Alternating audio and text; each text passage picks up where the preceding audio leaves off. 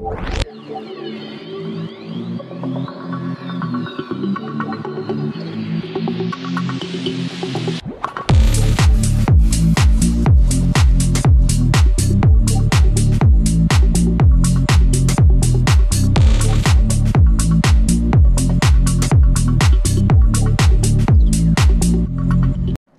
pa sa isang content creator na halos hindi daw niya makilala sa video or sa bago ngayong looks ni Miss Entrata dahil napakaganda niya daw di umano nito, at marami pong nagbigay ng komento na sinasabing ang laki na nga talaga ng pinagbago ni Miss Maymay dahil nga it's napakakinis at napakaganda na ang ating Maymay.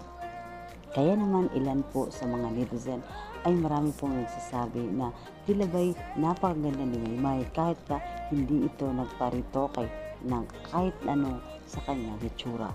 Kaya naman guys, litaw na litaw talaga ang ganda ni Maymay kahit nga sa lahat po ng mga artista ngayon sa showbiz ay marami nang nagpa-opera or nagpabago ng mukha or nagpatangos ng ilong or nagpa-botox kahit saan sa katawan. Pero ibahin natin si Miss Entrata ay sinasabi niya talaga na naturang ganda ay pagmalaki talaga sa buong mundo dahil nga kung ano ang binigay ng Diyos ay yun talaga ay paghahalagahan mo. Marami namang nagsasabi na talaga naman napakaganda ngayon ng ating Miss Entrata. Sa ngayon naman ay wala naman talagang binago naman si Maymay sa kanyang itsura, kung ano siya nagsimula noon sa showbiz ay ganun pa rin naman ang mukha ni Maymay. Although marami na itong pinagkaiba dahil syempre guys, nagpa-facial na ito at marami pang treatment or maraming vitamins or maraming mga treatment ang ginawa ng ating Maymay para sa kanyang skin.